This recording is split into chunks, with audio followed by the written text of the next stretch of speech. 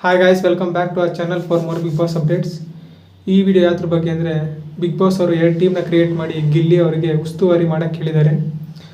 Task ಹೆಂಗಿರುತ್ತೆ ಮತ್ತು ಯಾರು ಗೆದ್ರು, ಗಿಲ್ಲಿ ಉಸ್ತುವಾರಿ ಹೆಂಗಿದೆ ಅಂತ ಈ ವಿಡಿಯೋದಲ್ಲಿ ತಿಳಿಸ್ಕೊಡ್ತೀನಿ. ಯಾರು ಹೊಸಬ್ರು ಈ ವಿಡಿಯೋ ನೋಡ್ತಿದ್ರೆ ಲೈಕ್ ಮಾಡಿ, ಶೇರ್ ಮಾಡಿ, ಸಬ್ಸ್ಕ್ರೈಬ್ ಮಾಡ್ಕೊಳ್ರಿ. ಡೈರೆಕ್ಟಾಗಿ ವಿಷಯಕ್ಕೆ ಬರೋದಾದರೆ, ನೀವು ಕೇಳ್ಬೋದು, ಸರ್ ನೀವೇ ಹೇಳಿದ್ರಲ್ಲ ಇವಾಗ ಟಿಕೆಟ್ ಟು ಫಿನಾಲೆ ಇದೆ ಮತ್ತು ಇನ್ನೇನಕ್ಕೆ ಟೀಮ್ನ ಕ್ರಿಯೇಟ್ ಮಾಡಿದ್ದಾರೆ ಅಂತ.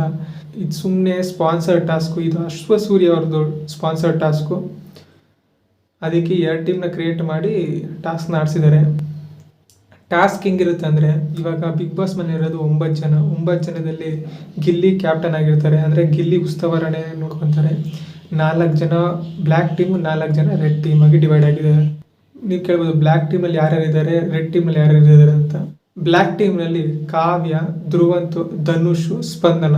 ರೆಡ್ ಟೀಮ್ ಕೇಳೋದಾದರೆ ರಾಶಿಕಾ, ಅಶ್ವಿನಿ, ಧ್ರುವಂತು, ರಕ್ಷಿತಾ, 4 ಜನ. ಏನು ಸರ್ ಟಾಸ್ಕ್ ಅಂದರೆ, 2 ಬಾಕ್ಸಸ್ಗಳಿರುತ್ತೆ. ಬಾಕ್ಸಸ್ ಒಳಗಡೆ ಮಣ್ಣು ತುಂಬಿಸಿರ್ತಾರೆ. 2 ಬಾಕ್ಸಸ್ಸು ಮಣ್ಣು ಒಳಗಡೆ ವೈಟ್ ಕಲರು ಮತ್ತು ರೆಡ್ ಕಲರ್ ಕಾಯಿನ್ಸ್ನ ಬಚ್ಚಿಕ್ಕಿರ್ತಾರೆ. ಯಾರು ಜಾಸ್ತಿ ರೆಡ್ ಕಲರ್ ಕಾಯಿನ್ನ ಕಲೆಕ್ಟ್ ಮಾಡಿ ಬೌಲ್ ಒಳಗಡೆ ಹಾಕ್ತಾರೋ ಅವ್ರು ಈ ಟಾಸ್ಕ್ನ ಗೆಲ್ತಾರೆ. ಗಿಲ್ಲಿ ಉಸ್ತುವಾರಿ ಹೆಂಗಿರುತ್ತೆ ಅಂದರೆ, 2 ಟೀಮ್ನ ನೋಡಿಕೊಂಡು ಫೌಲ್ ಗೀಲ್ ಏನಾರು ಮಾಡ್ತವ್ರ ಅಂತ ನೋಡಿಕೊಂಡು ಹೇಳ್ಬೇಕಾಗುತ್ತೆ. ಈ ಟೀಮ್ನಲ್ಲಿ ಯಾರು ಗೆದ್ದಿದ್ದು ಅಂದರೆ ಬ್ಲ್ಯಾಕ್ ಟೀಮ್ ಅವ್ರು ಗೆದ್ರು. ಯಾಕಂದರೆ ಕಾವ್ಯ, ಧ್ರುವಂತು, ಧನುಷು, ಸ್ಪಂದನ ಅಲ್ವಾ, 2 ಹುಡುಗರಿದ್ದಾರೆ. I think so black team ಅವ್ರು ಗೆದ್ದು. Surya sponsor task. ಇನ್ನು ಸೆಕೆಂಡ್ ಪ್ರೊಮೋ ಬಗ್ಗೆ ಬರೋದಾದರೆ, ಎಲ್ಲರೂ ಹೇಳ್ತಾರೆ ಗಿಲ್ಲಿ ಮೋಸ ಮಾಡಿದ್ದಾರೆ, ಕಾವ್ಯರ್ಗೆ ಸಪೋರ್ಟ್ ಮಾಡಿದ್ದಾರೆ ಅಂತ.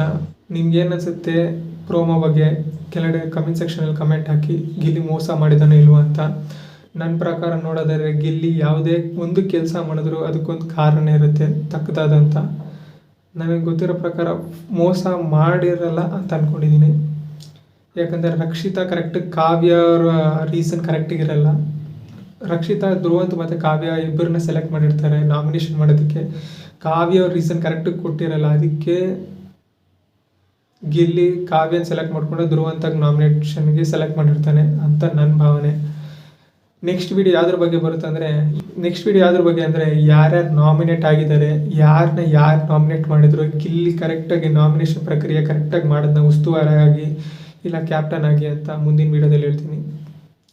ಈ ವಿಡಿಯೋನ ಇಷ್ಟ ಆದರೆ ಲೈಕ್ ಮಾಡಿ, ಶೇರ್ ಮಾಡಿ, ಸಬ್ಸ್ಕ್ರೈಬ್ ಮಾಡಿ.